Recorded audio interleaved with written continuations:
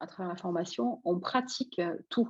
C'est-à-dire que j'ai oublié de préciser, mais c'est vraiment important, merci, que dans ma manière de le transmettre, moi, j'axe beaucoup sur la pratique. Et donc, on fait le moins de théorie possible, c'est-à-dire ce qui est nécessaire, mais on pratique plutôt tous les outils. Et donc, en fait,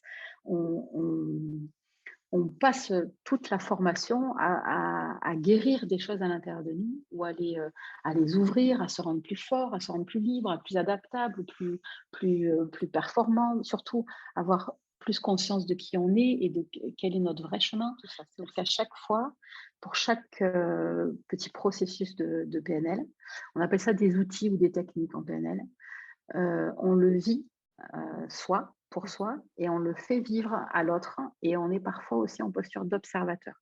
Et donc, on l'apprend sous ces trois angles de vue-là.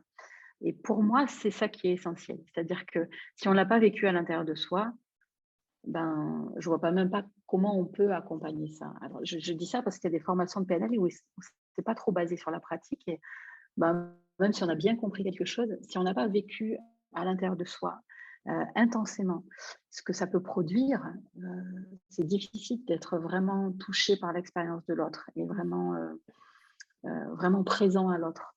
Et c'est le fait d'avoir vécu ces transformations-là qui fait qu'on va savoir accompagner l'autre, qu'on va avoir la compassion nécessaire, qu'on va avoir la patience, qu'on va avoir aussi l'enthousiasme pour aider l'autre quand il est bloqué. Voilà. Voilà. Donc c'est les 2 à la fois. C'est à la fois, ben, voilà, je concevrais pas de former des personnes sans le leur faire vivre à eux, ce processus-là. Donc c'est les 2.